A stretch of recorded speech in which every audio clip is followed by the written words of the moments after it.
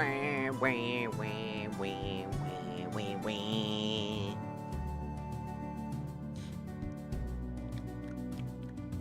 Wee, wee, wee, wee, wee, wee, wee.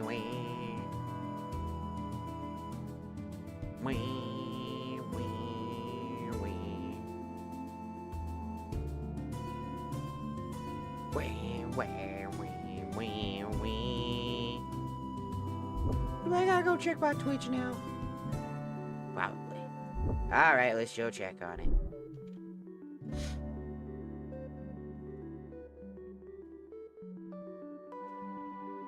Nope, it's live. Okay. I was worried because I didn't get the fucking notification on my fucking phone. Usually it's like, this. Oh, there it goes. It just happened just now. Hello, Fred. Welcome in. Welcome in.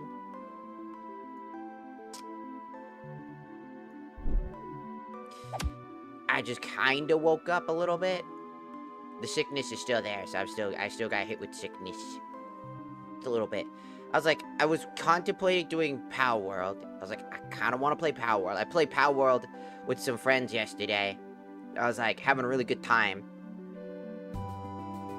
We were all working together in a guild at the very beginning of the game, and it was randomized, so all the pals are just strewn about randomly. So it was pretty funny. It was a very interesting time. But like,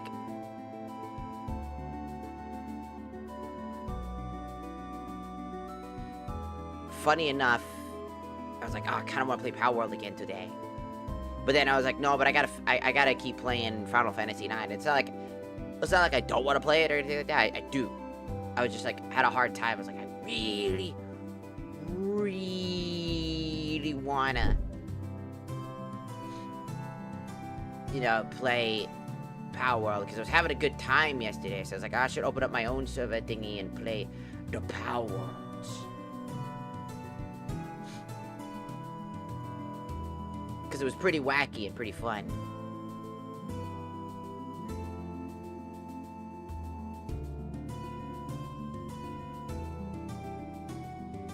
So here we are. We're playing Final Fantasies. It's time.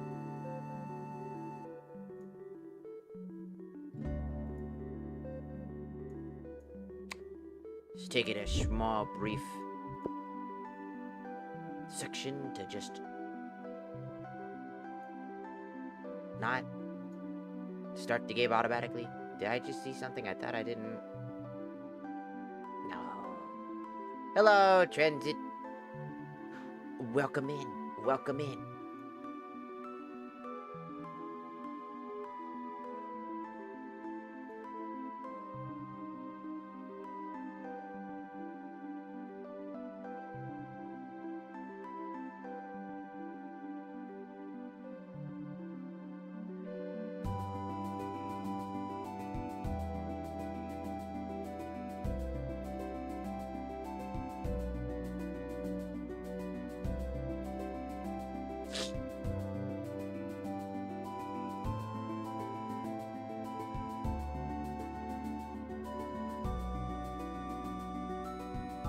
That's kind of creepy.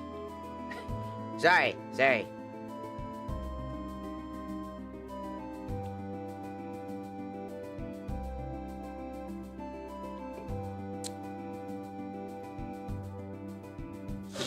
I just had somebody message me on fucking, in Whispers, specifically. Basically naming my ex.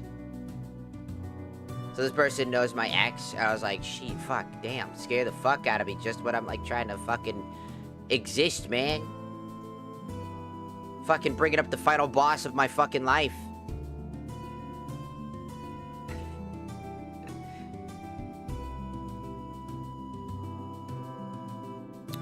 Hello, Jake, welcome in, welcome in. I was like, hell, holy fucking shit. Scared. Nothing wrong with that person. I'm not gonna say what they said or anything like that. Just thought I'd mention it because it was kind of crazy. I rarely see that type of shit because I was like, it's like, they listed off. They're like, I'm not. Basically, all I'll say is that they're like, I'm not friends with them anymore, which is perfectly reasonable and fine, right? And I guess they reached out to me for some reason. I don't know why you would reach out to me. I don't know if there's, like, a reason for that. Like, I just, cool. Thanks. But, like...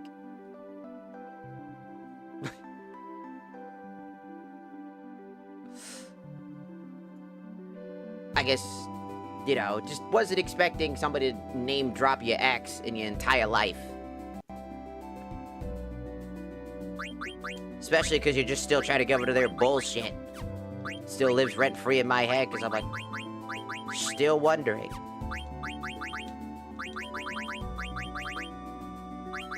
I don't 100% believe them, mind you. But they were able to at least identify one person, so there is some validity to that. Which is insane.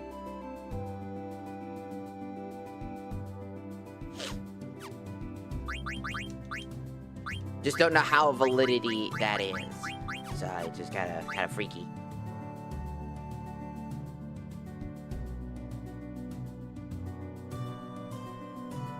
So Anna, hello. In danger, hello. Nice streaks, guys. Very long streaks. Very impressive. Definitely just not something.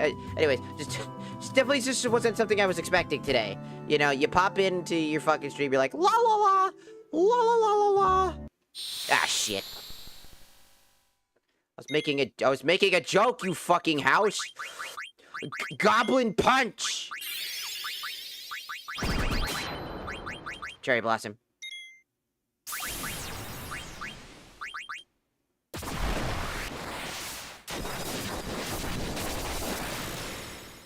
Wow, that does not do a whole lot of damage with you, huh?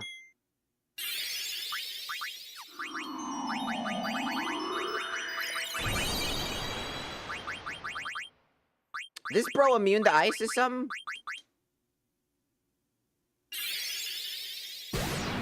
This is immune to magic. Why is this, like, the most confusing enemy in the game so far? It cannot cast.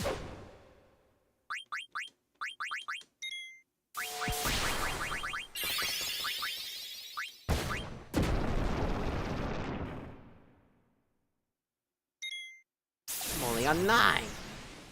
For the streaks. Just wasn't expecting that, that's for sure.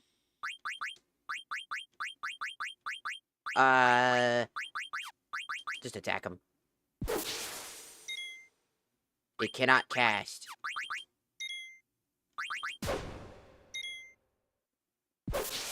There we go. Alright. It's dead now. Beautiful. I didn't want to do that. I just wanted to go into the swamp. What are you doing in my swamp? Also, hello, Jerby on the Tiki-Taki side. Welcome in, welcome in. Just, not... Also, I'm really not sure how to feel about that, if that makes sense. I don't know how to feel.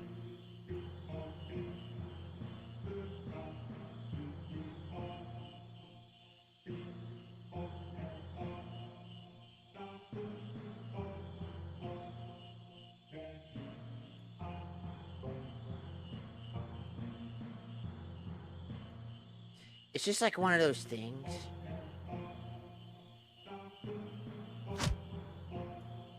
It's like nightmare fuel, you know what I'm saying?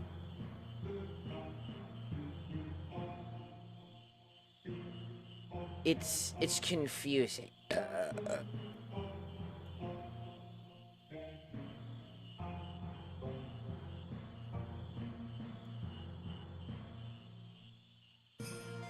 Cause it's like...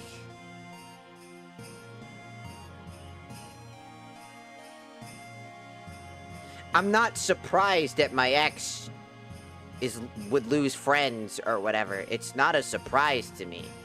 They're not exactly a very good person. I would argue they're the worst person in the problematic scenario that I had to go through. And now I gotta fight. Die.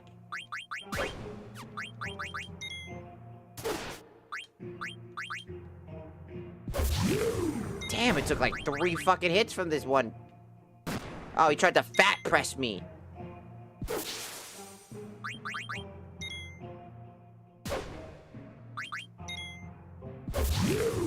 Ooh, crit, baby. It's like, all I gotta say is, like, I don't know. Nothing against, like, at least one person in the group that I had to go through. I don't like talking about it again, because I will go on for an infinite amount of time, because it still lives rent-free in my head, and I don't feel like people need to hear me bitch about shit. Trauma dump, if you will. It's not really entertaining. It's not really fun to have to talk about either. All it does is give me a panic attack.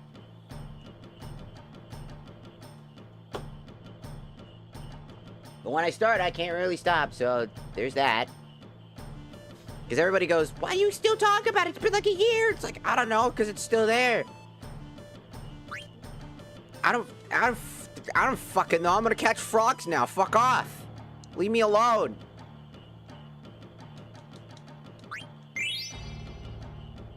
I need to catch frogs for my frog drop ability. Oh, good work, Queso. Thank you. You come forward. I give you this. Magic tag. Thanks.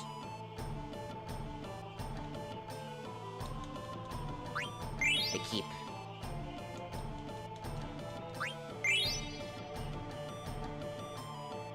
There's only a few more frogs.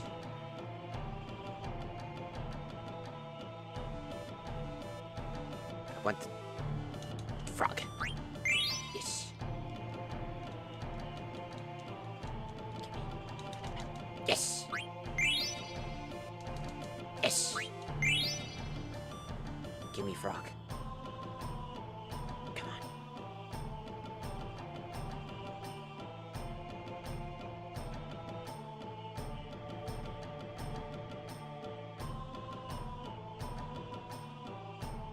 Get on the land. Get on the land. Get on the goddamn dirt. Get on the dirt, you stupid frog. Get on that dirt. Get up on that dirt. Get up on that dirt. Go over there. Get up on that dirt.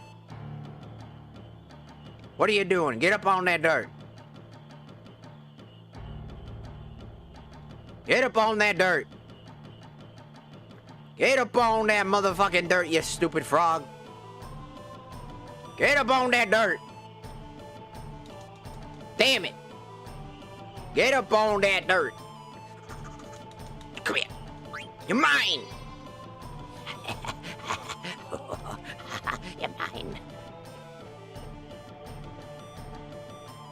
You had enough, Queso? I done catch. Cool. I've got 29 frogs.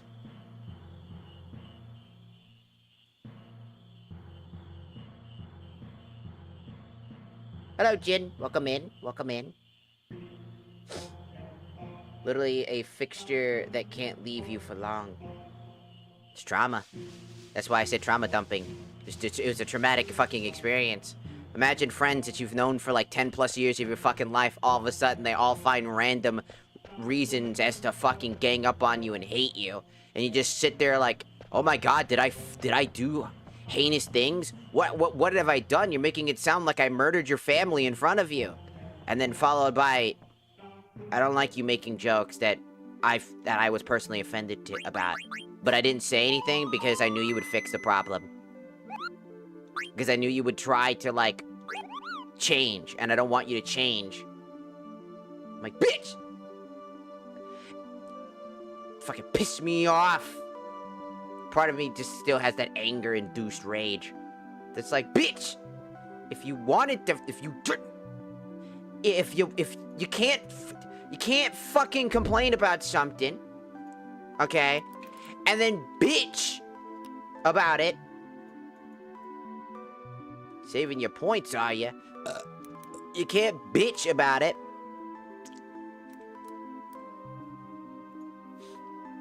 You can't just go bitching about it. If you ain't got nothing, if you ain't got no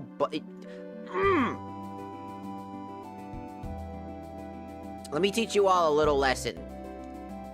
Again, I want people to know this because this is important in case you might be one of these people. You need to grow the fuck up. I know that sounds rude. I know that sounds disrespectful. But listen to what I have to say about it. I'm not telling you that you're immature. I'm telling you you're stuck in a mindset. You're aging physically, but you're not aging mentally. You're stuck at a stage of your life where you thought that you were at your peak. High school usually is the case, is what I'm saying. I mean, look at people like, look at people that are literally saying the most heinous shit. They're usually those people that you would think peaked in high school, right? People that are extremely famous, but also only famous because of the circumstances in which that they were, well, popular, if that makes sense, right? Like Ludwig, Cutie Cinderella. Most of these people, they're kind of like in this weird perpetual loop of not that bad, but not that good either, and it just feels, a lot of times they feel extremely disingenuous. That's a spiky looking rock. And that's just because, again, the circumstances of their life, right? The circumstances in which their life had led them to believing that they are already the best they could possibly be. They are the best versions of themselves. They are the best parts of themselves. And there's no need to change. Because why change something when you think you're already perfect? Why admit to mistakes you've made when you don't have to do that? Because, again, I never made those mistakes because I'm perfect. If you get stuck in high school, and you're trapped in your high school mentality phase, where you were the cool kid, or you were at least somewhat of an interesting kid, you may not have many friends, mind you. When I mean by popular, I don't mean like just the jocks and just the rich white kid of the school, right? There's always that one kid who was like fucking always super fucking rich, right? That kid who would flex his dollar dues that his family had. What I'm referring to are the kids that were naturally charismatic. And that's not all of them. Keep in mind that there are some of those kids that grew up that charismatic way, that grew up in that manner, and were still able to come to terms and realize that they gotta fucking grow up. Just because you're likable doesn't mean that you were popular. Being likable could also be that you were just a class clown. Used for the punchline and the jokes.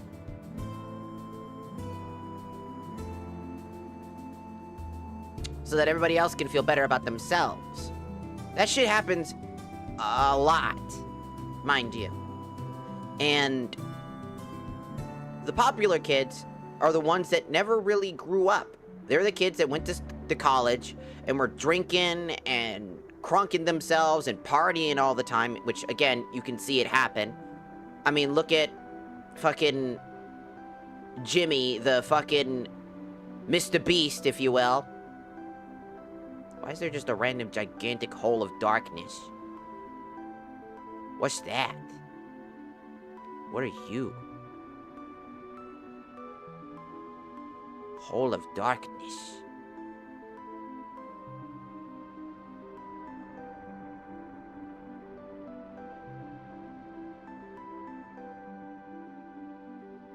Where was I going again?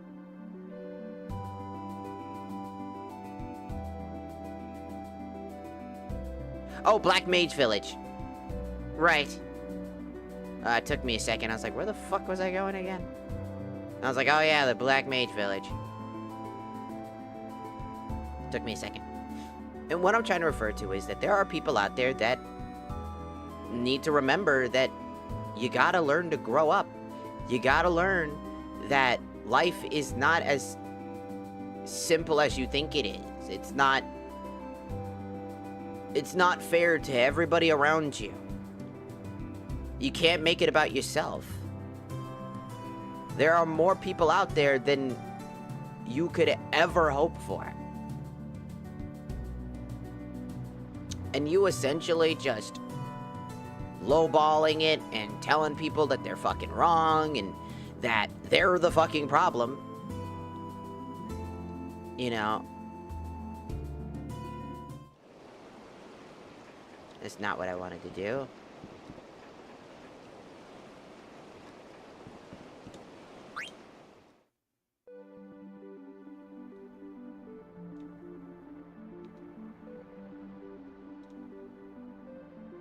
That's what I wanted to do. There are times where, like, again, friendships fall off naturally. It happens. Everybody goes through it. Sometimes the best friends that you have aren't necessarily your best friends. They were always somewhat your friends. They were either somewhat your friends or just acquaintances.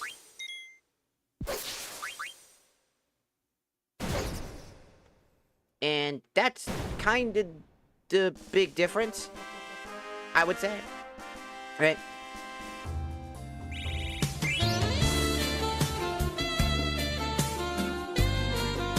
Ah, Golden Hail. Arigatou gozaimasu. For joining the Shakusa. Arigatou, arigatou. It's... Oh, he's got... No, don't you dare. Okay, that's...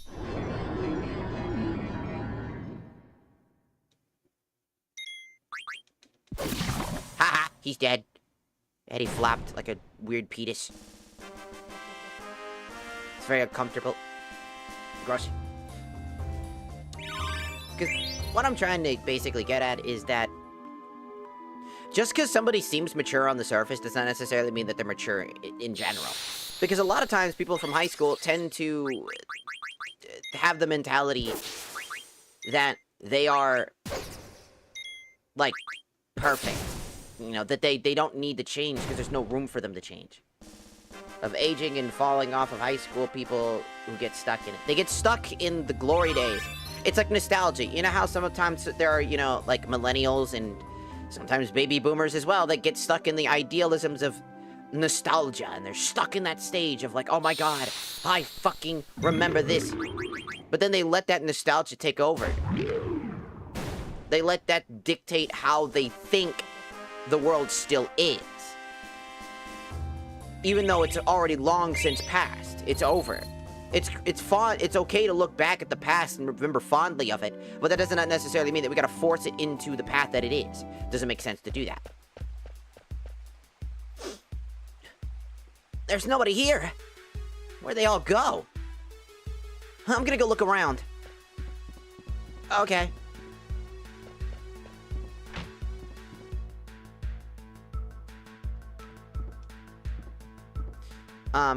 Also, hello, Keel, welcome in.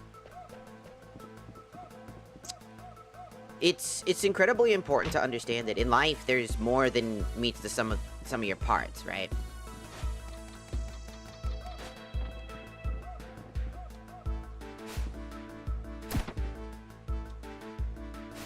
Oh. There's more to a situation than what meets the eye. Is what I'm trying to get at, right?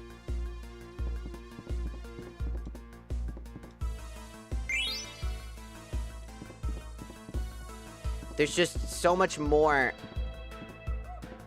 than... Well, basically, right? It's funny because Transformers are alien... They're essentially aliens, right? Legitimate aliens. Too.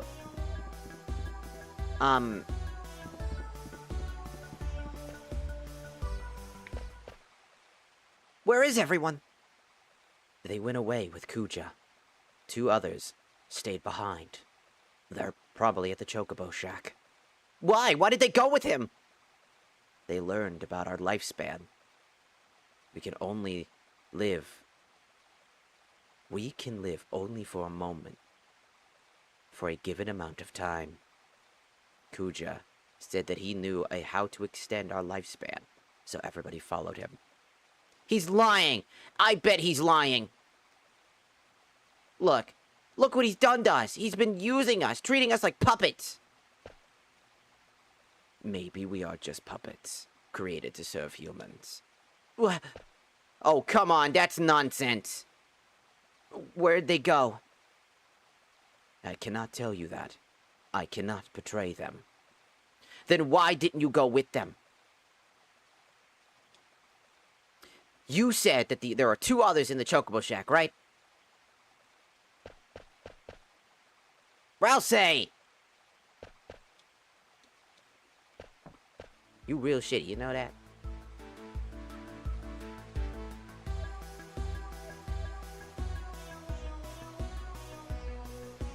Are they?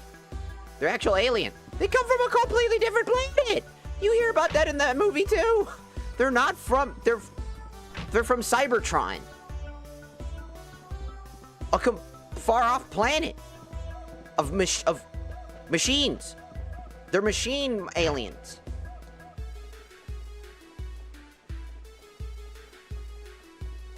Oh my god, this is the whole thing. Ralsei, please open the door. What the fuck? It's Spawn! What? Oh! Wait! Man.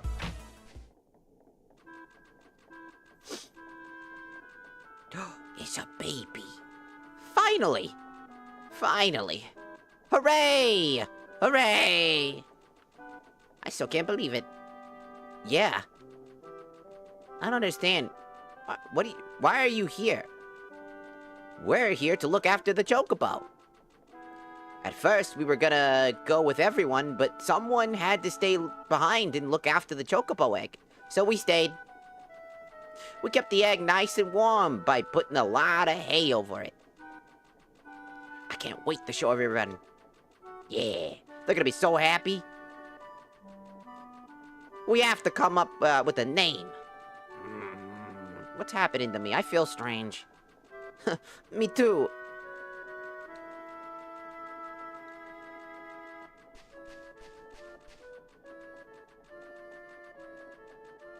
Psh! Back off. You stayed behind because you were worried about the Chocobo egg. I don't know. I wanted to follow Kuja because I was scared of dying. Of course.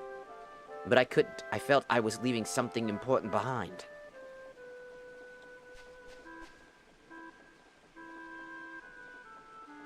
I wanted to ask you something. What is it? Am I gonna stop pretty soon, too? I don't know.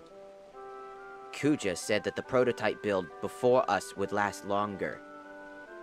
But I'm gonna stop eventually.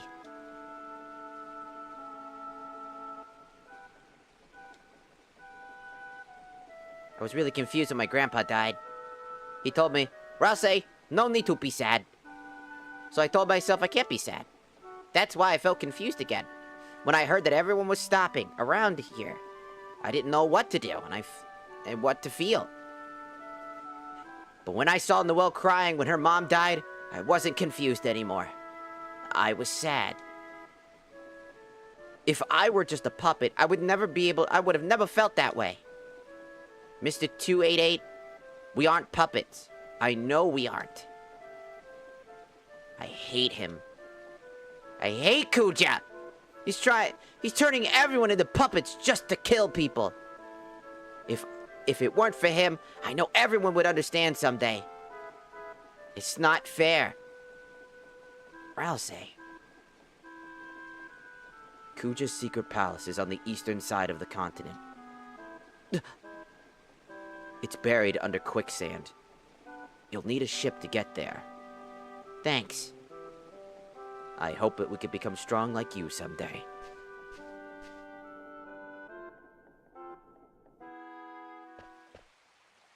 Technically, he's older than all of them. How many models do you have? A lot. Including ones that weren't... They were, like, just different. I make models a lot. I'll say he has so much on his mind. Unlike me, he's fighting so hard. I thought I would change after I met Chris. Once I ascended to the throne, I knew I had to change. But nothing changed. I'm so helpless. Wow! Noelle, were you listening too? That crybaby sure has come a long way, don't you think?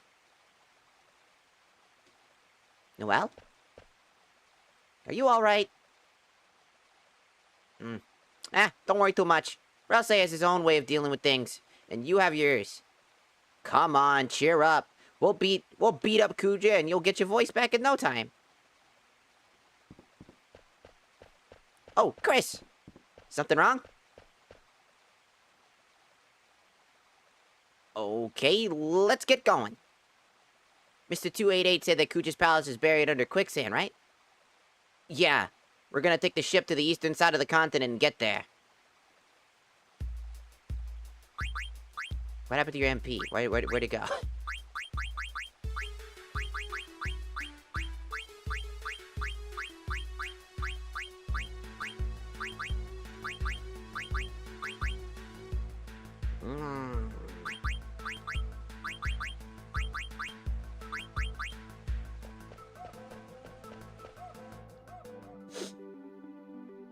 Boop, boop, doot, doot.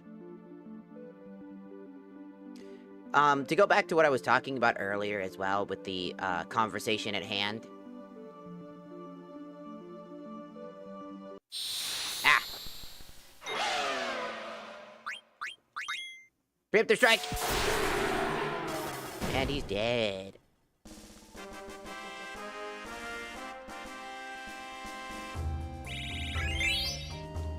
The conversation at hand, when I was talking about, like, immaturity and people that are stuck in the high school mentality phase, something that I wanted to mention about that, right, is that that does not necessarily make that person a bad person, right? No one is born a villain. No one is born a monster, and no one is born evil. You become evil through the circumstances of your life. People can be shitty and not be a bad person. I know that sounds strange, but people don't inherit evil traits. They can inherit shitty traits. Things that they might not even be aware of that are considered pretty bad.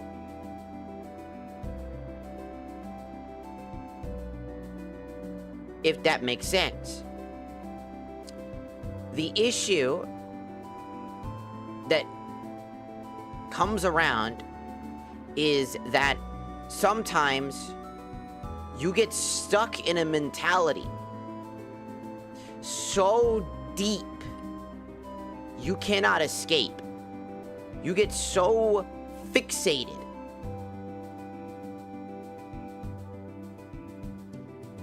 on something that you can't even think of any way to escape it. You're just so heftily fixated on these problems that it becomes everything to you. Every moment, every word becomes a part of that person. Every experience, every single positive and negative, that happens to everyone, right? Think of all the good memories you have. Then think about all the bad memories you have, right?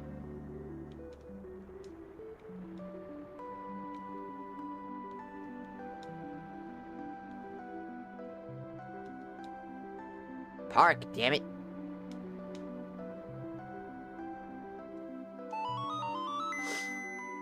The problem with people like the ones that I knew, my past friends, were that they lived a life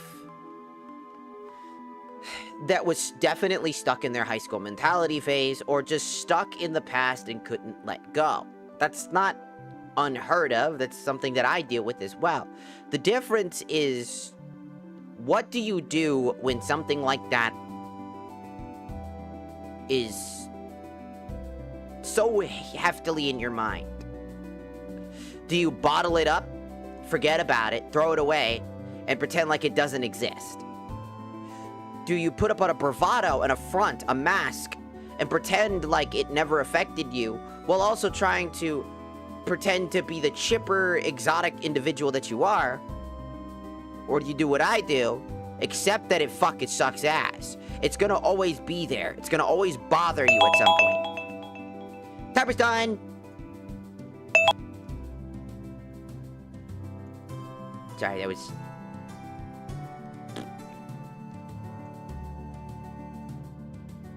it's gonna always bother you, right? It's gonna make you feel bad, right? You're gonna feel as if a part of you is broken, damaged. It's gonna hurt, it's gonna suck. You don't really know if you're gonna wanna move on again.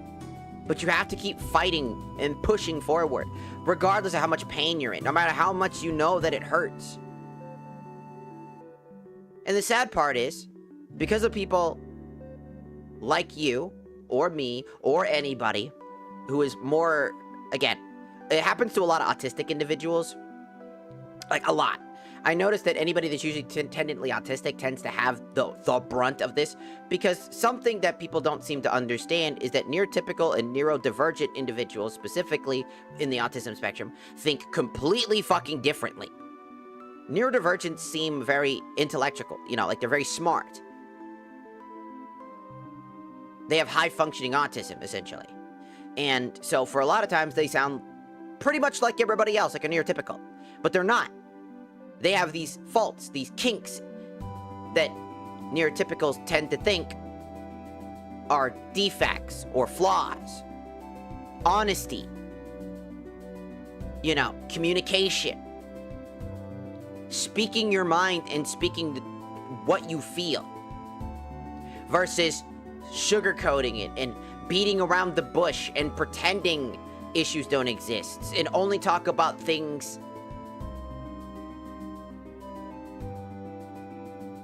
specifically, not honestly. To talk behind somebody's back versus to talk to them to their face.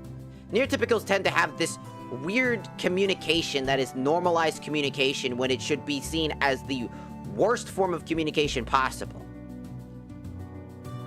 Some people say, well, I want to protect my peace.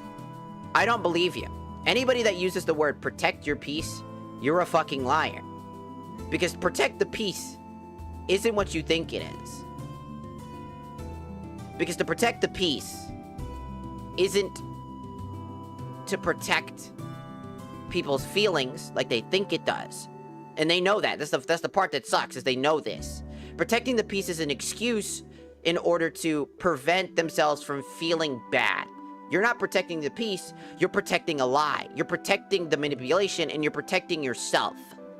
Because everybody else around you that's being affected by those actions genuinely is getting hurt. You could speak up. You could say anything. You could have that conversation. But you don't want to because you don't want things to change. You're afraid of change. You're afraid of losing something. Until it becomes so inconvenient for you, then you leave.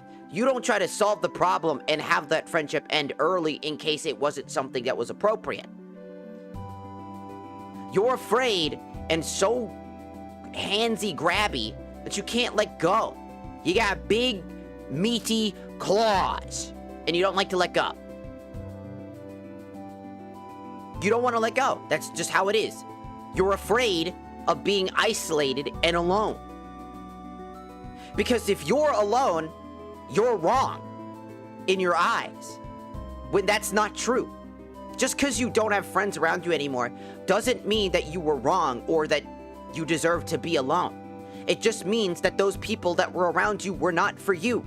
Sometimes friendships just don't work out. Sometimes life isn't that simple. And you gotta understand those things. And the people that are in high school get this feeling that they have to just create a clique in their brain.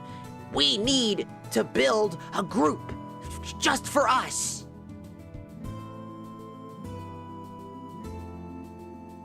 Does that make sense?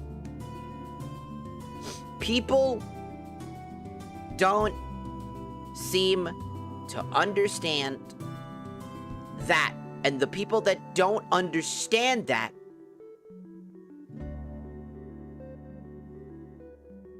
tend to be the people who were stuck in a part of their life that was their best part of their life.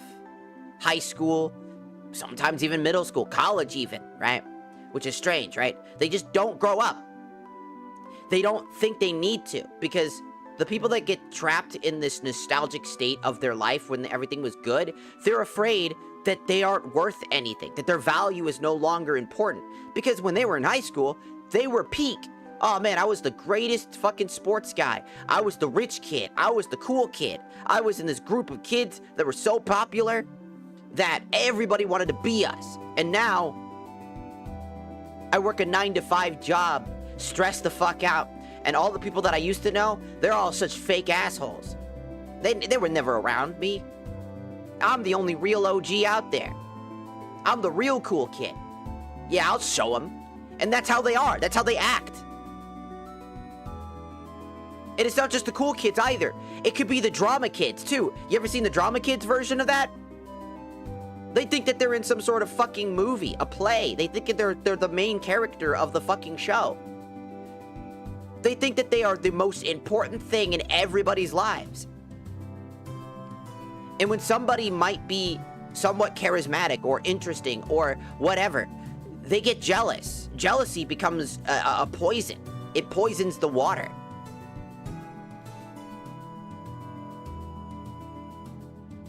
They think that they are stuck. They're like, you're not the protagonist, I am. I'm more important than you. You can't be funny. You can't be yourself because it makes me look shittier. I'm supposed to be the best one in the room. All individuality goes to perish with this person, whether they're doing it intentionally or not.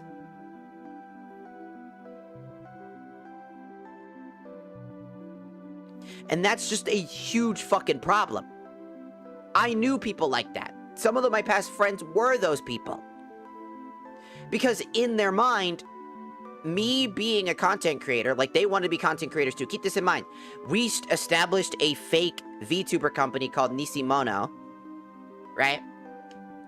Which, by the way, just means faker in Japanese. It's the point, right? It's a joke, right?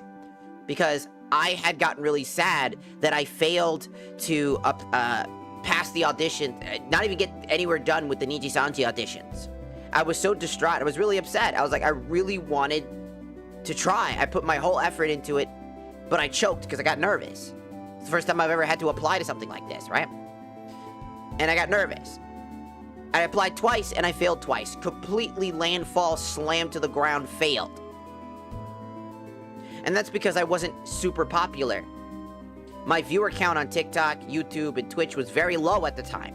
And for those of you who don't know, VTuber companies don't really care all that much if your numbers aren't at least 1,000 plus. You have to have at least somewhat of a relevance for them to want to be able to pick you in the first place. If they notice that you don't have any numbers, your application just gets thrown out the fucking window. Just how it fucking works.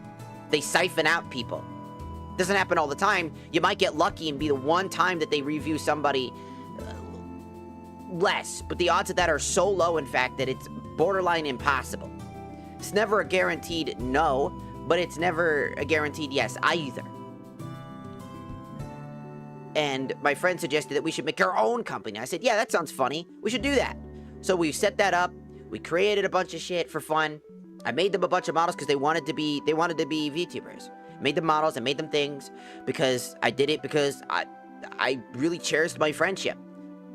And I wanted to give them something because I cared, right? And then it became obsessive. Can you make me a new model? Can you do this? Can you do that? Can I have this? Can I have that? Sometimes they would offer to pay me, but like, I said no because they were my friends. I didn't want to get paid, and I was perfectly chill with that. And they were chill with that too. They were like, okay, I got you. It's like, all right. And thank God I didn't take payment, because they probably use that over my head and try to use that as another bullet of ammunition. Oh, I thought we were friends. You made me give you money, bitch. You offered that shit. That's why I don't take shit. I never know what I'm getting. It's why you gotta be careful when you get something for free. You ask questions. I appreciate when somebody asks questions, right? Because I can give them an answer of why I did something. I've given models to people before. I've had people ask me if I can make them a Vroid model before. that that I know personal connections with. They're like, hey, could you make me one? You know, blah, blah, blah, blah, blah. You know, I really want to try the 3D model stuff. I'm still new to this. Also, hello, Salacy Sloth. I barely saw you for a second because the multi-chat keeps bugging out. But I see you. Hello! I don't know why it keeps bugging out. It's weird. I hate when the multi-chat keeps bugging out. It's annoying.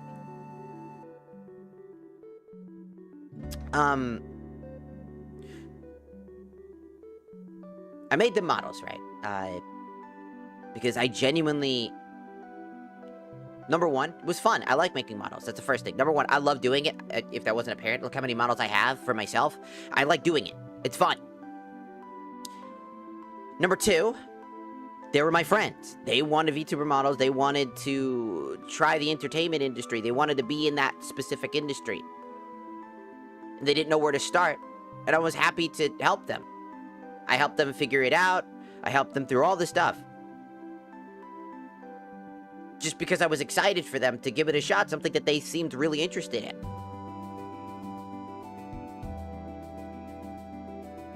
And then they started kind of getting to a stage of it where every time I made a model for myself, I had to make a model for them too. It stopped becoming generosity, it stopped becoming fun, and it started becoming a chore.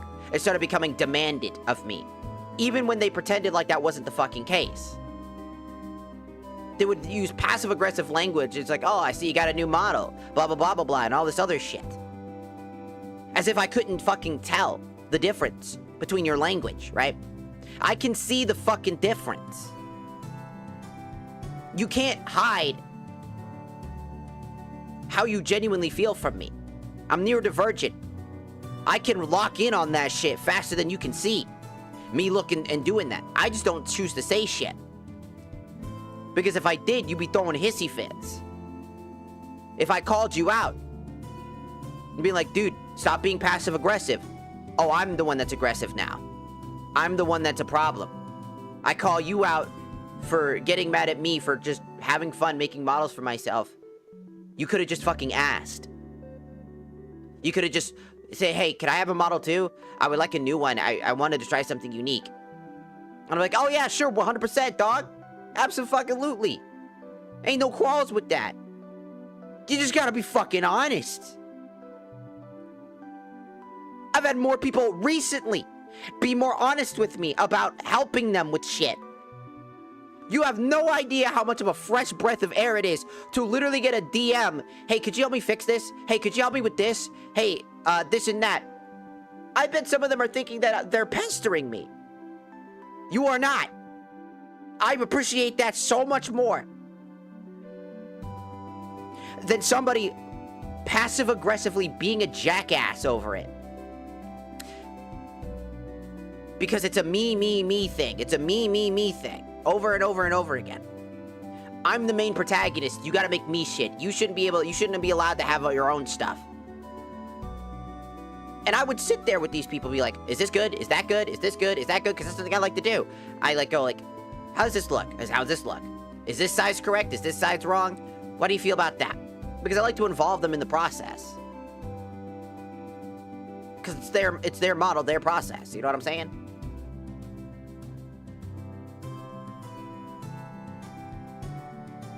Sometimes a little bit slow because I have a unique case of burnout called autistic burnout. It is a hefty burnout. It's very hard to get it to go away. At other times, I'm also a very sickly individual. I have Crohn's disease and fibromyalgia, and so I have crippling fatigue. A lot. That crippling fatigue also I have a bad immune system. My immune system is now even shoddier than it used to be. So I get sick a lot. So sometimes I just can't be there fast enough to do stuff. These friends of mine in the past, like the ones that I was referring to from the very beginning, the high school mentality people, right?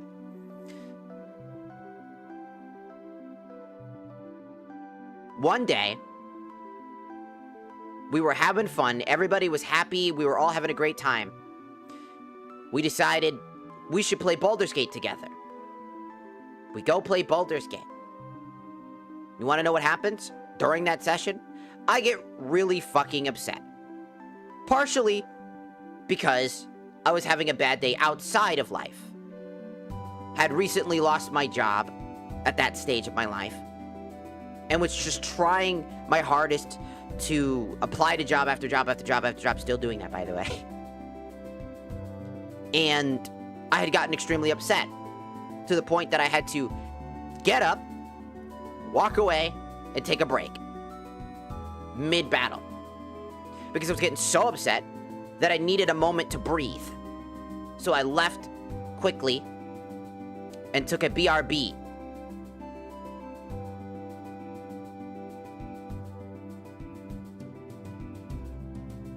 Because while I sat down, my turn will basically be skipped.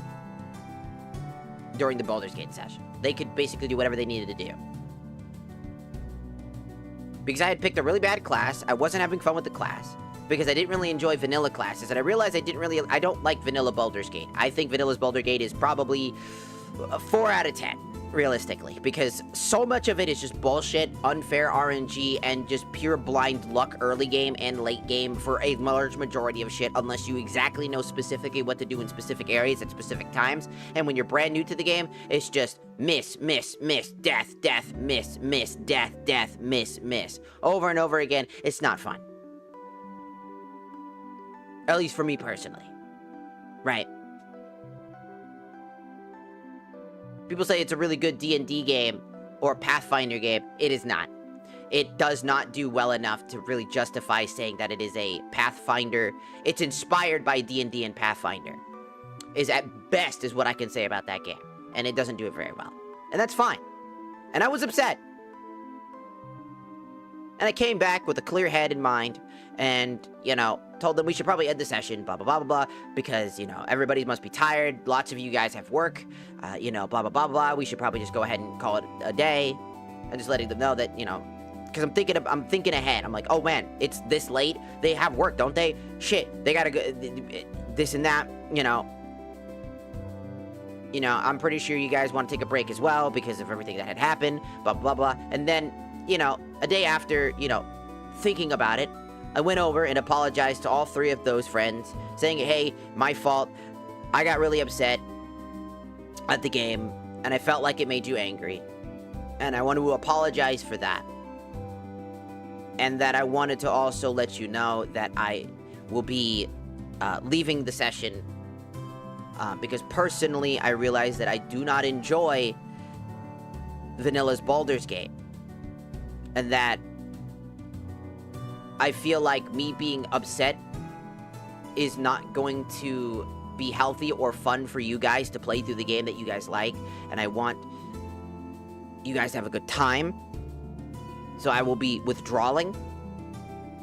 And I will go do my own thing. It wasn't... The way that I had worded it wasn't exactly the greatest sense of wording, and I could admit that I wish that I had worded it a little bit better, but I have a hard... Even now, when I'm speaking about it, it's hard for me to word it properly. Basically, I just want to apologize for being fucking so angry. That I realized that I was so angry that it was most likely extremely unfun for all of you, and that I apologized for that. And that doing the right thing was to leave the session. Even though I wanted to hang out with my friends and play the game with them, I knew that due to my mindset, due to how I was feeling, and due to my anger, I would rather not detract the experience. So I chose to withdraw myself. But apparently that was the wrong answer.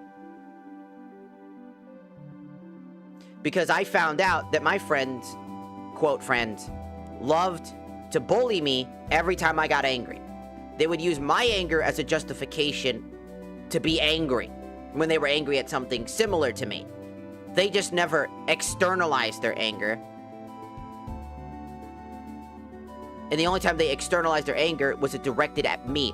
Oh, here they go again, bitching. Oh, here they go again, yelling. Guess we're gonna stop playing the game now because they won't shut the fuck up. Essentially. 24/7, that was basically how they would handle their anger.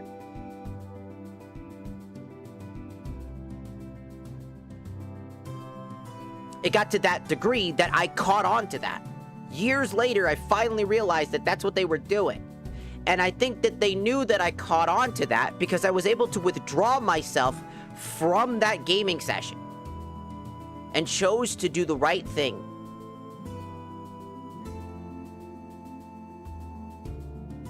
And that I was willing to have a conversation with them in case they might have felt like this wasn't the right choice either.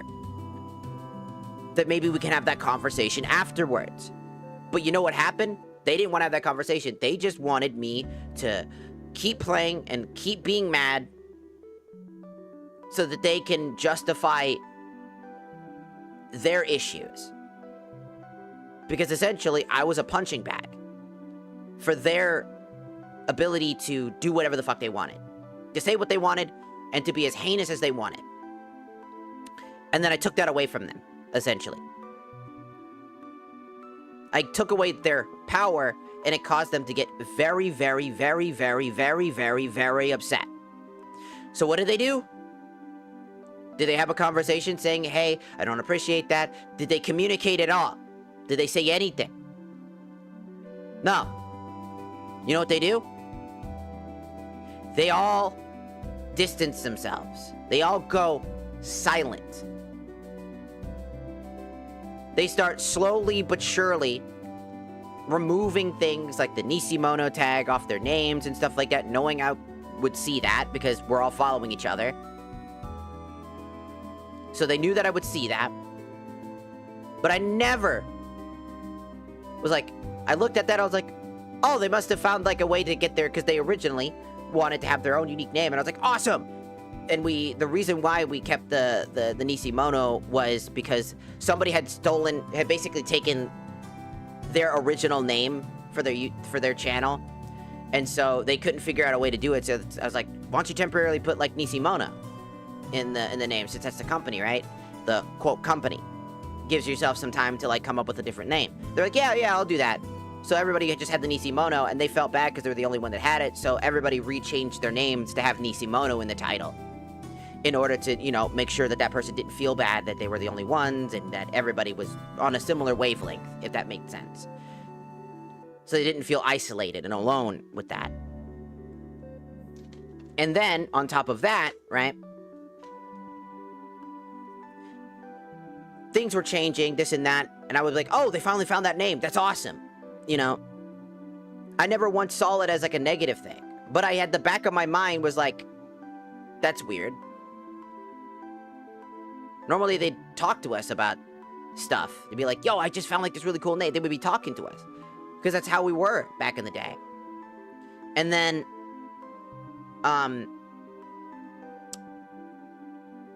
it would progress.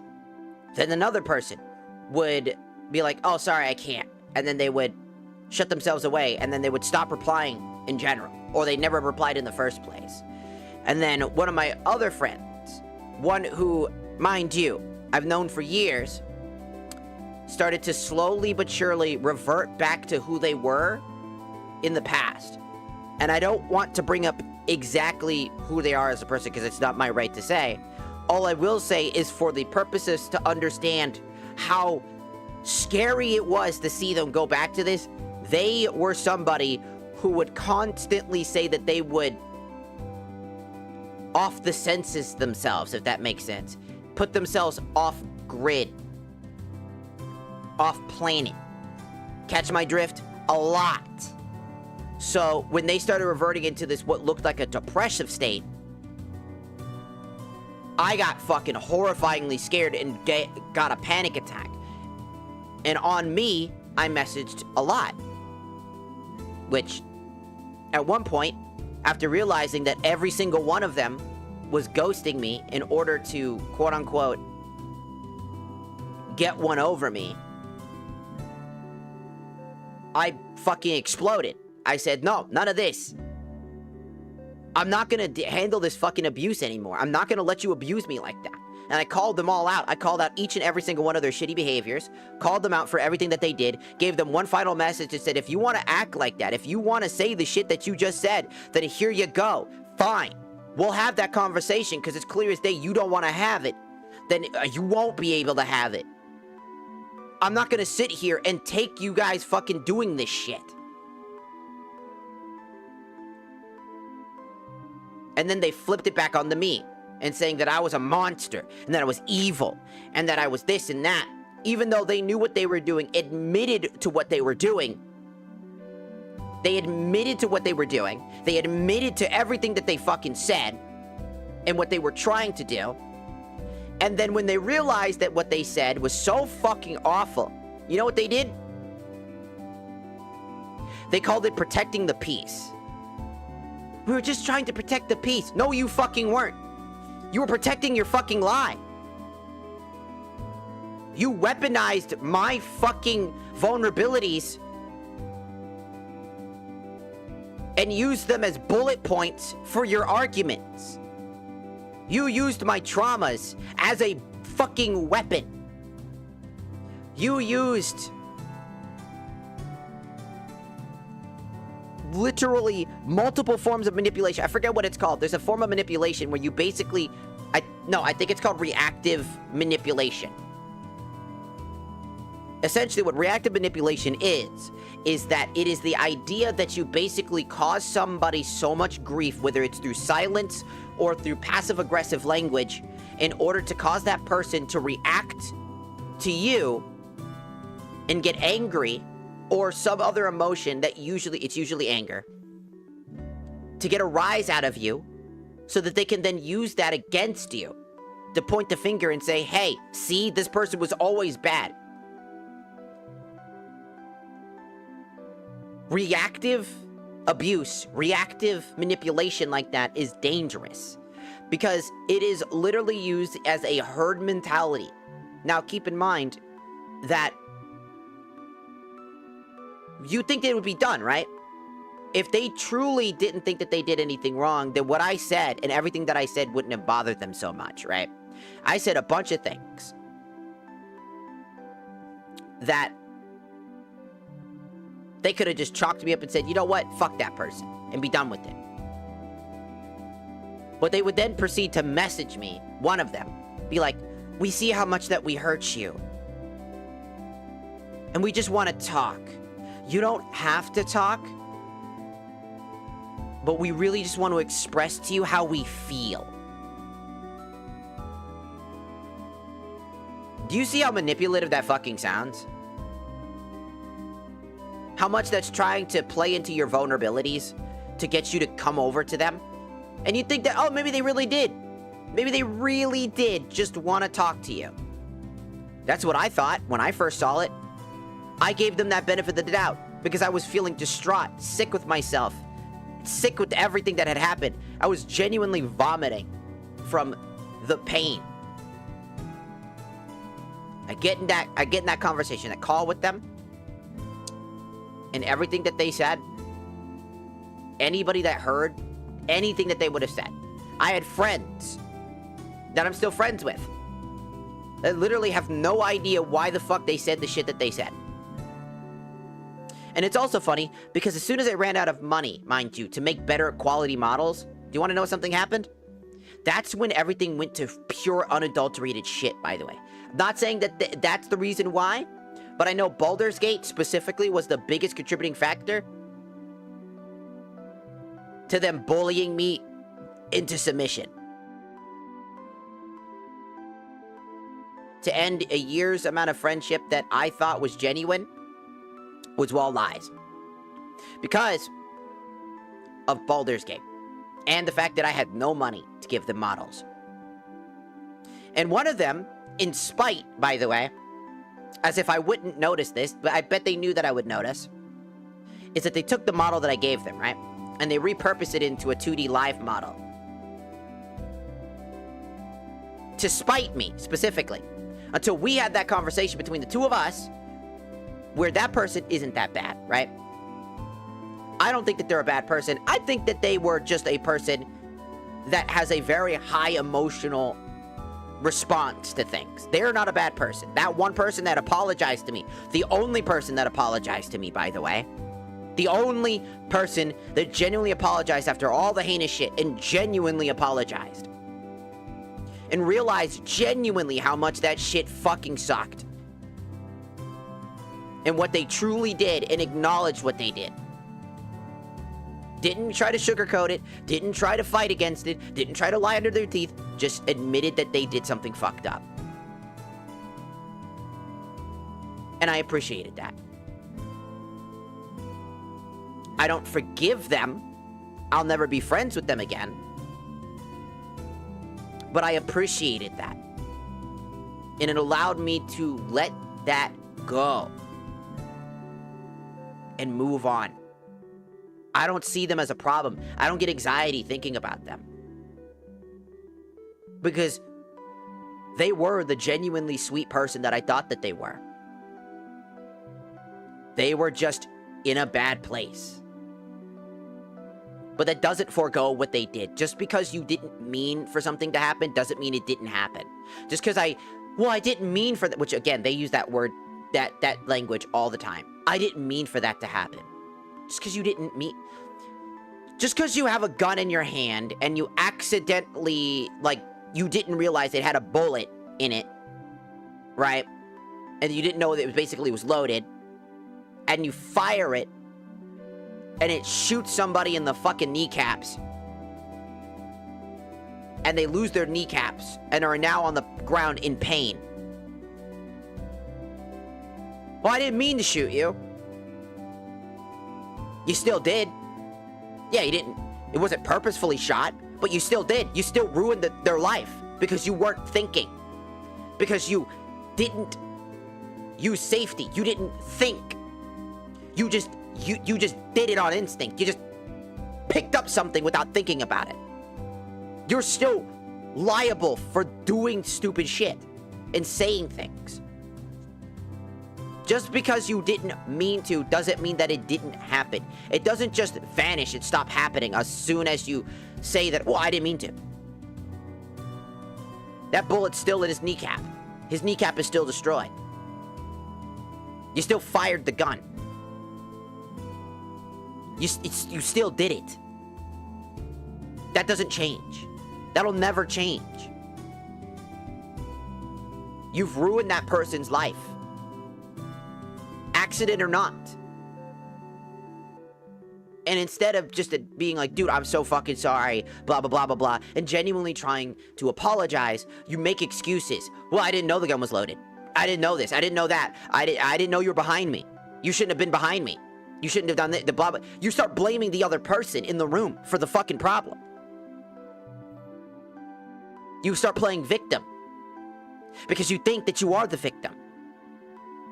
When you aren't. You're the one that instigated the whole fucking problem. You are the instigator. These people were instigators. They started this issue, and when somebody retaliates or reacts to what you did, and then you get mad at them for reacting to what you're doing to them, that's bullshit. That's reactive abuse. That's reactive... It's right there in your face. Reactive manipulation. Because you're waiting to have them have a reaction so that you can whip it onto them. So that you can run and hide and make sure that you feel like you did nothing wrong.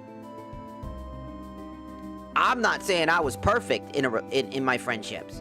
There's things that I could do better. But I'd like to have those conversations.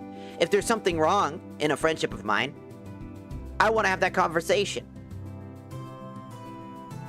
If they aren't willing to have that conversation, I'm not going to force them. But if things go south, you can't blame me for it going south when the door is open. It's wide the fuck open. I'm standing there waiting for you. Anytime, any day, any moment, waiting for you. You know that. Any and all beef can be squished if you just fucking talk to me. I'm all ears. But you know that I try to solve problems as well. Maybe you just want to bitch at my ear and tell me how much of a fucking failure I am. And how much it upset you. But then I'm like, okay, then if that's all that you want to do is just tell me how much it bothered you, that's fine. I'll apologize for it happening, you know, and But then the second I go, what do you want me to do? Do you want me, like, if I ask you, what do you want me to do? Nothing. Don't do anything. But it upsets you. If I choose to change, or if I choose to stop certain things, or, you know, consider your feelings, all of a sudden, I'm not considering your feelings anymore. That's the funny part, right? I consider their feelings and understand where they're coming from. I try my best to make sure that they're okay, and now that is wrong. Why? Because I had to change for them? But I'm willingly doing that? Well, that made me feel bad. That made me feel like I was manipulating you into changing. That's a you thing. That's you. I had nothing to do with that. That's in your head. And I try to tell you that. I'm like, it's not your fault. I saw what happened, and I wanted to help you. Don't feel bad for me doing something for personal wise. I appreciated it. Thank you for being honest with me. And then they whip it around and be like, no, you're evil. You're a monster. This happens all the time. And this isn't just something that you'll see. Dude, you see this all the time on the internet. Just think about all the different, like, content creators right now that are basically calling each other fucking heinous shit all the fucking time. Well, then, but never having any thing to express those things. They just say shit all the fucking time. End friendships because no one can be fucking genuine with each other. It's not genuine anymore. It was never genuine. These people pretend like they mean well, but then they don't actually mean well.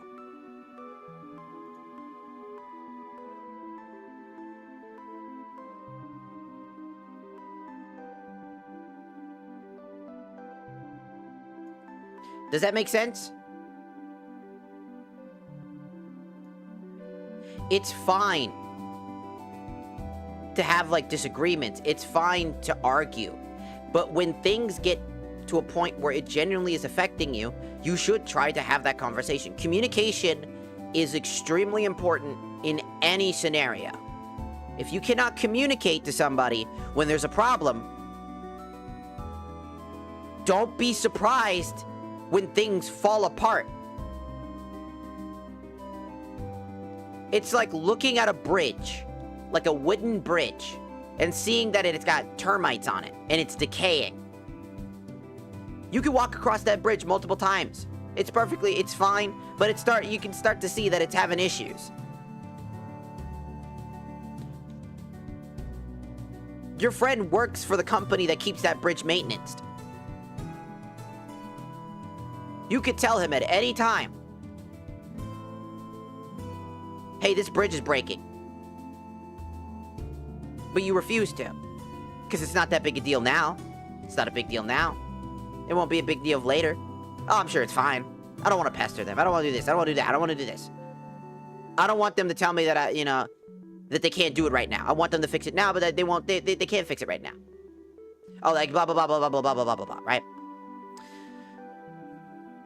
So you forgo,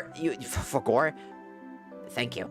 You forgo all communication and just let it rot naturally. And then when you walk across that bridge one final time, and it cracks and breaks, or vice versa, your friend walks over the bridge, and it cracks and it breaks, and he's like, the fuck? What's going on? And then he sees and looks at the bridge, like, how long has this bridge been like this? Why did it break? Why is this stuff happening? This shouldn't have happened. This can't happen overnight.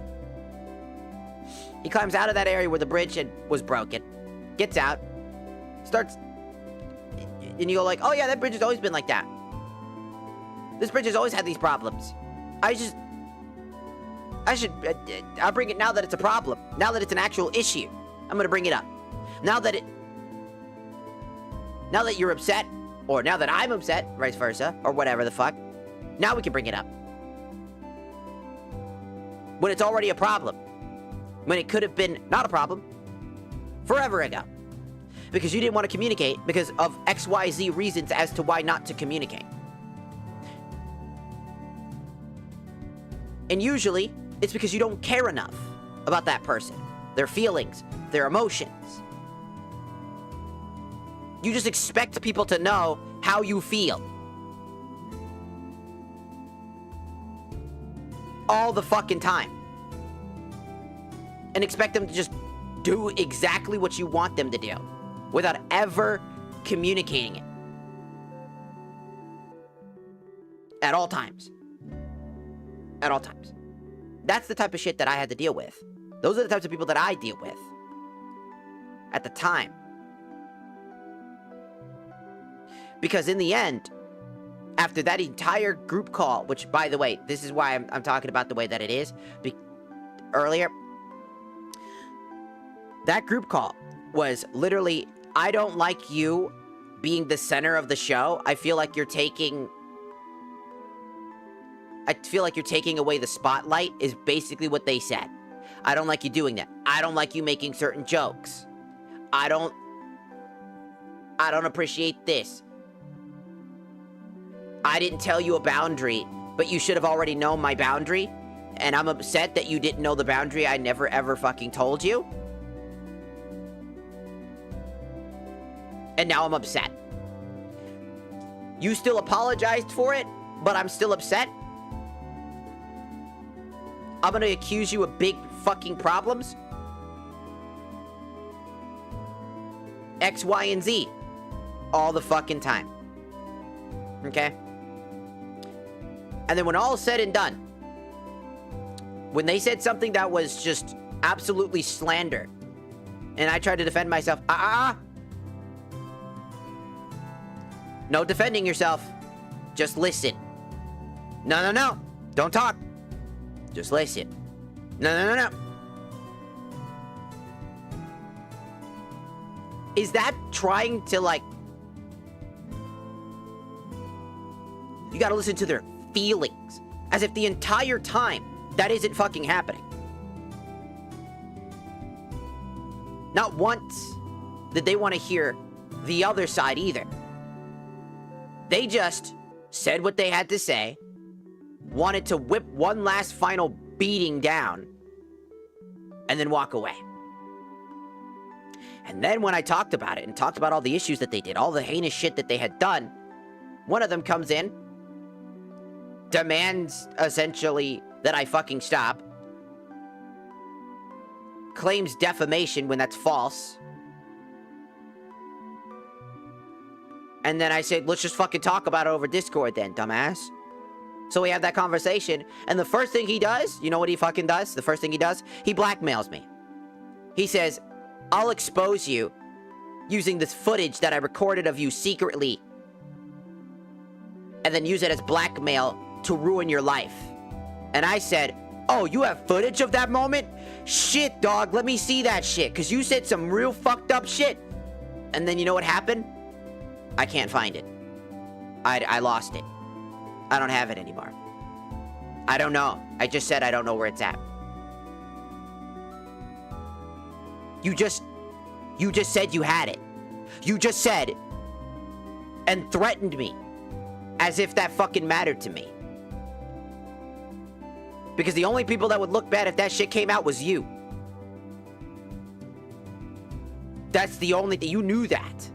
You were hoping that I was still feeling sad. And that you still had power over me. And then used one final Hail Mary thrust attack. The one final thrust to get to me. And it didn't work. It backfired immediately. So you change the subject and start using manipulative language in order to prevent that.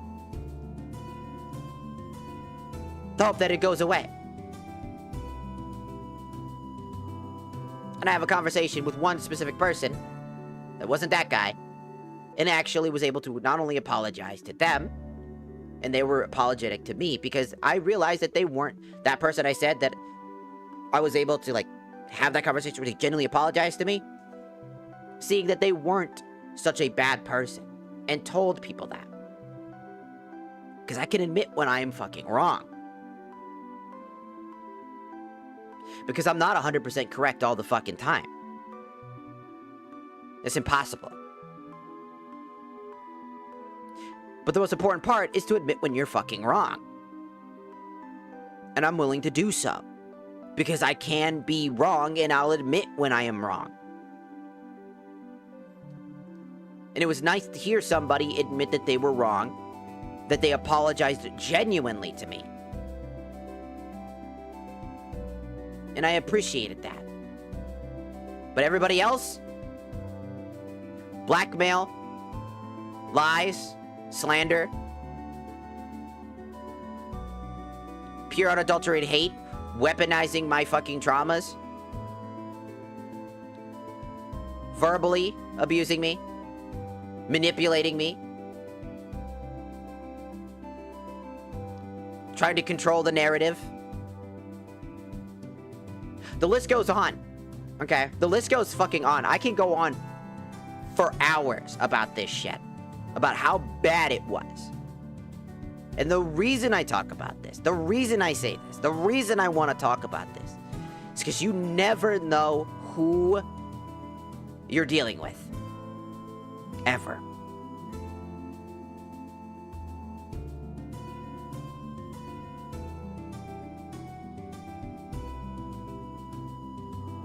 Sometimes, friendships that you thought were genuine were nothing more than being shackled to a dog post and being their dog. A dog they like to kick and hurt. That is the type of people that I had to deal with. That is the type of behavior that I had to sit through for years. And for a year afterwards, I was sick to my stomach. I cried every night.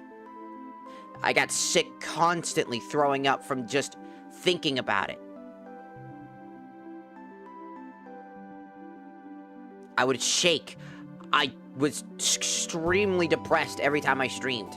People caught on to that. People knew that I wasn't the same person. And guess what?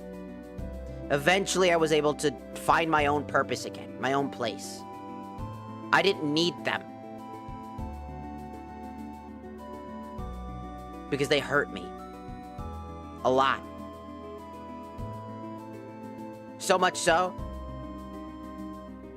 that I realized that I was better off without them. Because I could be myself, genuinely myself. I didn't have to hold my punches because I was afraid that if I said anything out of line, they would start throwing hissy fits and getting angry and saying things and constantly dancing on eggshells. I didn't have to do that anymore. I could be who I really was and who I really am. And to this day, I still believe that these people talk shit about me. Genuinely talk shit, lying under their teeth to new people, even though they know what they did. Because I'm talking.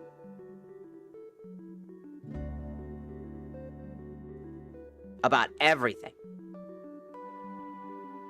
Whether they're bad people or not. Right?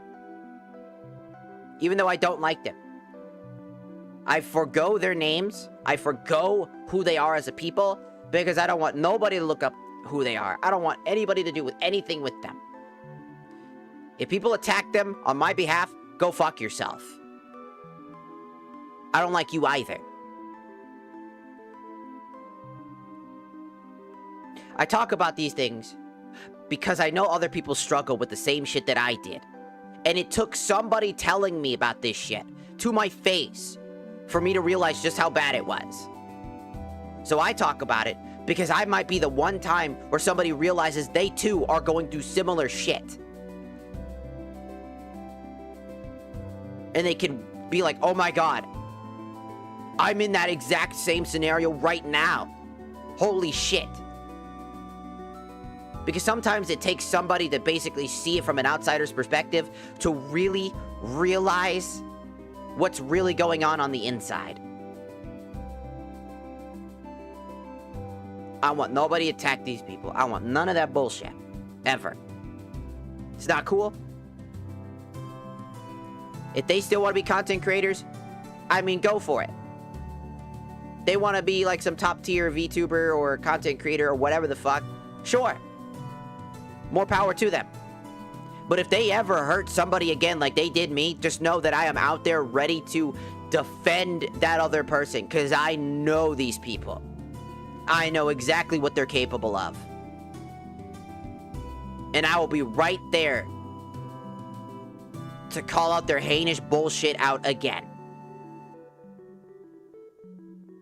Because there is no reason in the world they should be allowed to get away with anything. Hold them responsible. Just as I hope people hold me responsible for things. They want to not be accountable for any of the actions that they ever did and would rather just let them pass off as, well, it was an accident. Oh, I didn't really mean to. Oh, this and that. Excuses. You fucked up and you don't want to admit it. You're guilty, you know you're guilty, you feel bad, and you know you feel bad.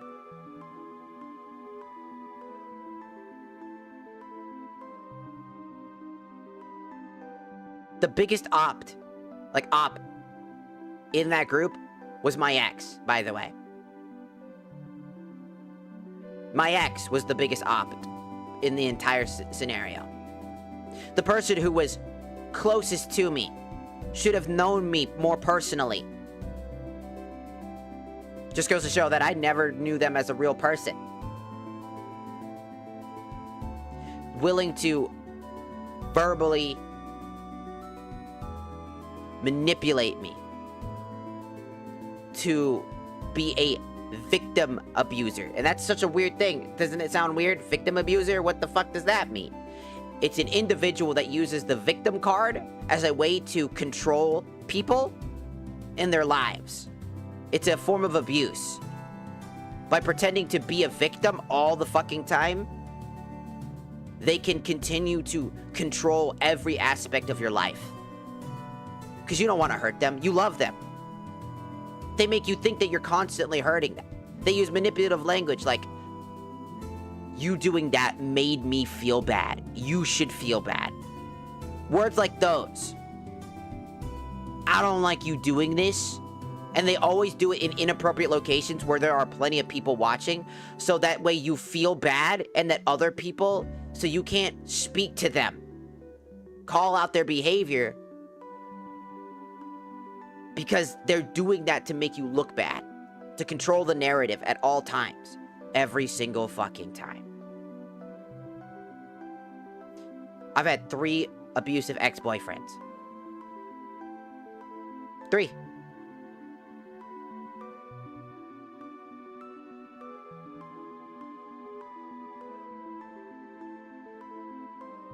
And one of them committed a crime.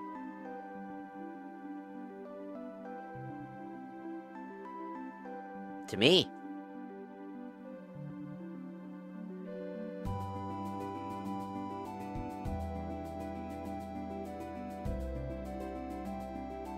What can I say? These people were bad.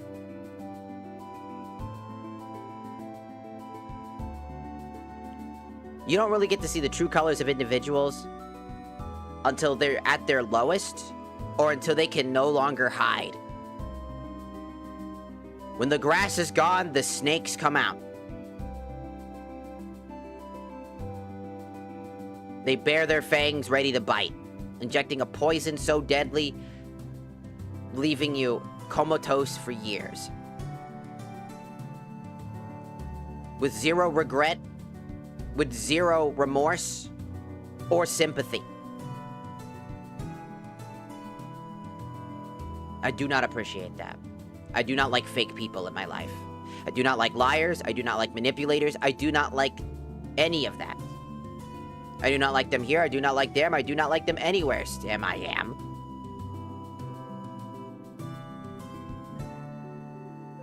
And you need to look out for those types of people too, because you deserve a genuine friendship. You know what I'm saying? You deserve happiness. You deserve love. You deserve care. There should never be an ultimatum to their friendship. Stay silent and accept the abuse, Or we're not friends anymore. Because it's not a friend. They never cared about me to begin with. None of them did. I could tell. Because it's always been this way. I've always been their punching bag. I've always been the butt of their jokes. I've always been the easiest target.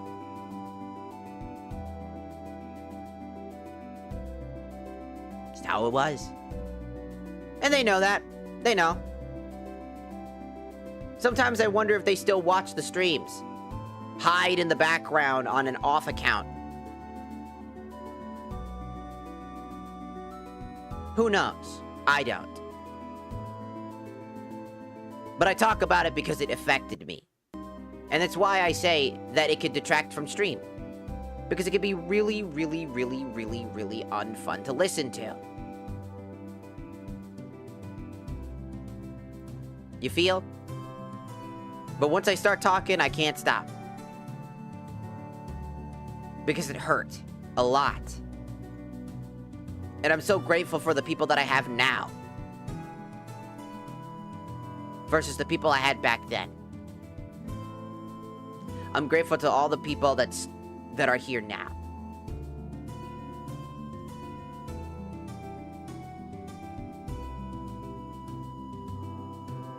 Always and forever. Always and forever. You know what I'm saying?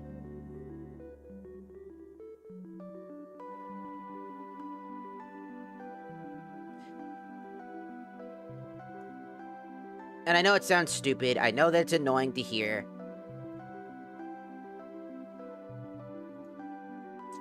But I wanted to talk about it. Because it kind of got to a point. And so here I am, talking about it.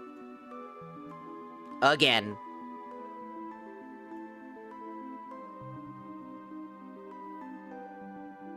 And I appreciate the friends that I have now.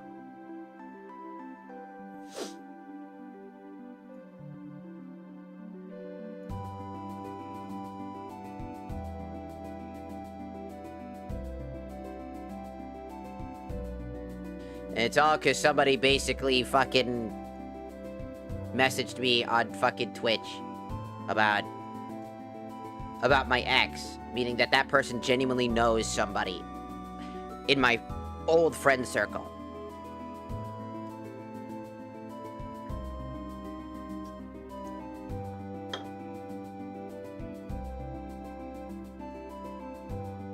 Which was my ex specifically.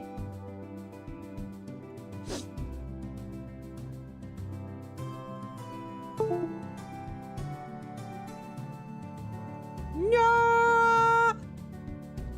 But whatever the case is, I gotta stop talking about her. I'm gonna keep going on and on and on and on and on. Gaming time. I don't want to talk about it too much. Ah! I got to a fight. Die. Oh, the sword actually slashed Doom on it. It's a very low proc chance.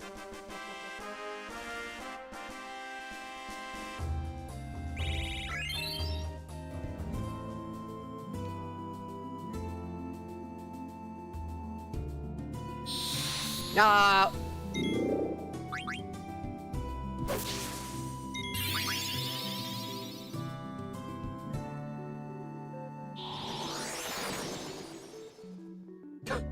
Get healed, idiot.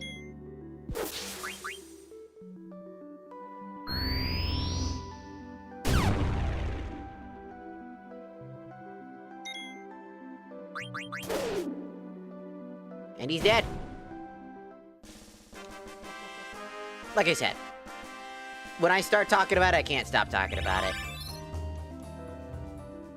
Actually, I have a video I wanted to mention, because I always thought I was fucking crazy for talking about it. It's like, why can't you just give it up?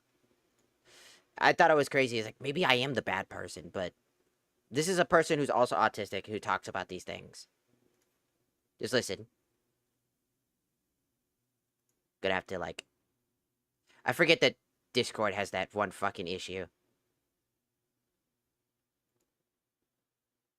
It's your playback error. Oh, cool, thanks.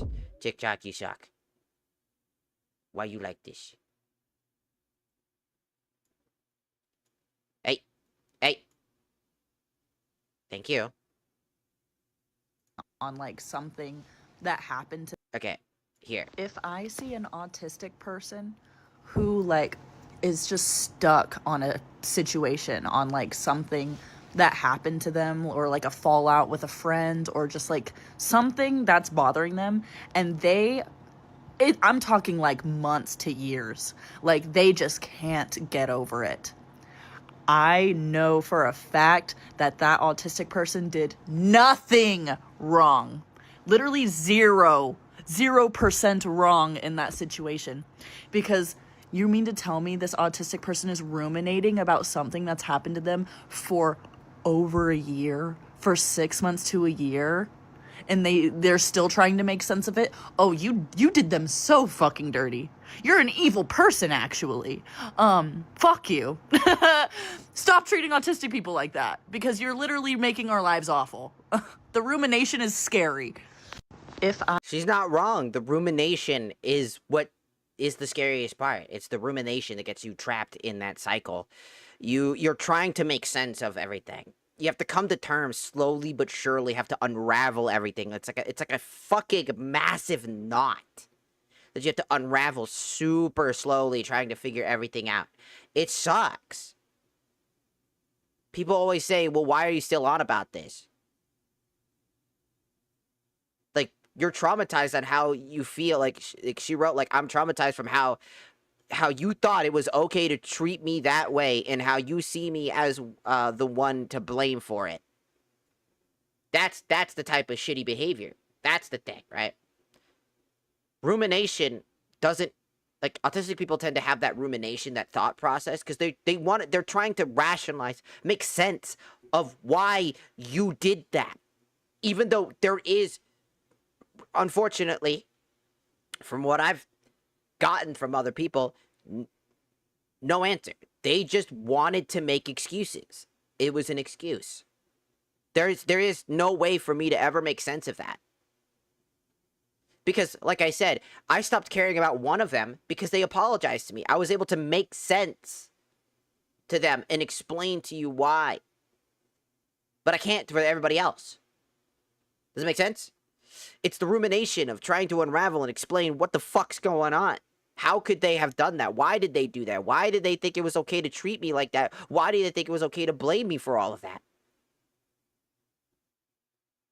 It doesn't make sense, because trying to unravel it all, it doesn't make sense. When other people in the room, like, well, not really in the room, but outside the room, like some of my friends, like Moonworks and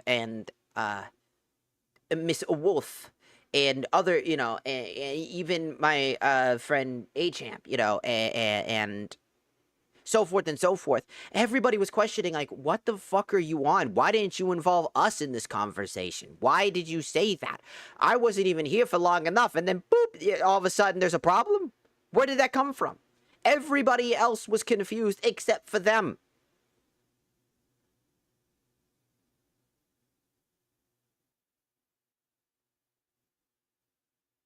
People like that don't realize just how much damage they can do to somebody, whether they did it on purpose or not.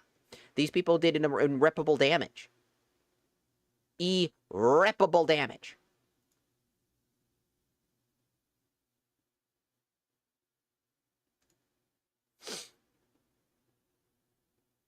And there is nothing that we can do about it. Like nothing. When somebody does something so heinous, it becomes irreparable. It becomes a problem. It becomes an issue. It becomes more of the sum of its parts. Because what? Because they felt like it? Because they wanted to, just because they felt like saying it? Because it doesn't matter anymore? I guess. Oh, look, it's Wolf. Hey. Sorry, I'm just bitching about the past again. Bitching about the bitches.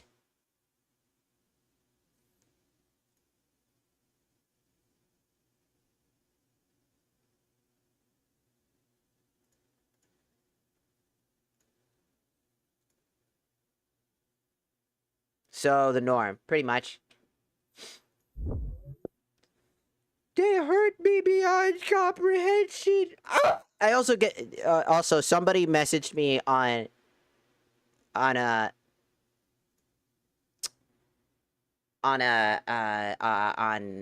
on Twitch today, Wolf, that basically said my ex's name. It said, "Hey, I think I know people in your friend circle," essentially. And then name dropped my ex. And I was like, oh, fuck, no, thank you. That kind of just made me think all over again. It's like I finally get away from it all, and then something has to remind me of that. It's like, ah! Ah!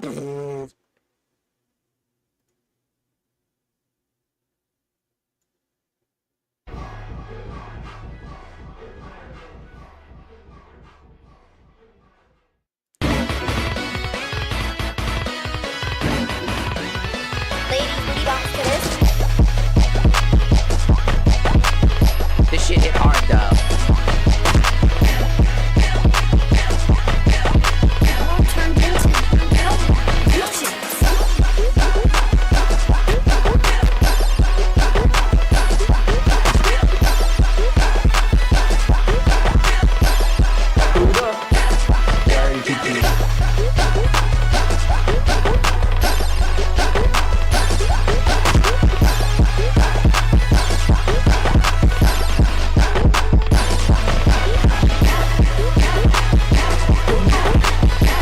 This shit hit hard though. It's pretty good.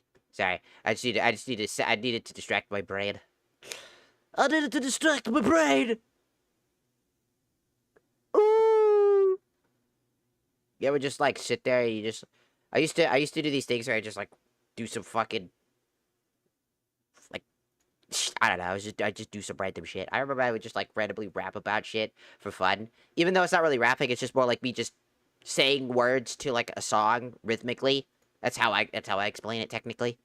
I don't actually rap. I just say words rhythmically to shit. Cause it's fun. I'll fucking quack. Why?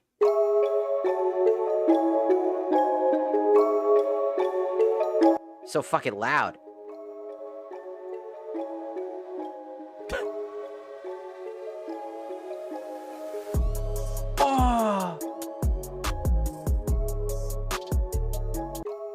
Did you know this used to be my vocal warm-ups? I used to, like, before starting stream, I would do these vocal... I should start doing this again because my throat kind of gets all, like, fucked up after a while. I used to do these, like, little rap songs or something like that. I just come up with some random shit that's at the top of my head. Usually it's some fuck-ass shit that's real fucked up. To get it out my head.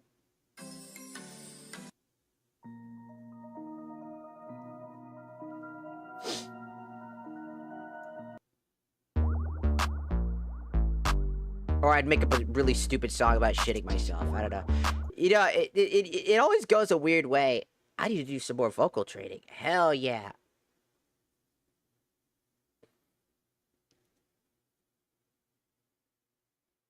It's like a vocal stem. It just keeps... It's your vocal stem.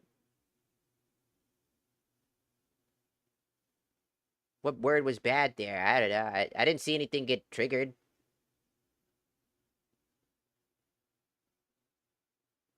I'd be making gay fucking rap lyrics. Dude, I do that too, man. Everybody does. Whatever. Like, look, when you have the creative brain, like, if you don't do some gay shit with it, like, are you really using your fucking sentience efficiently?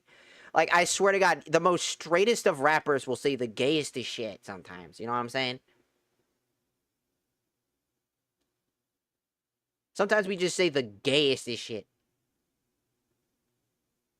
Oh.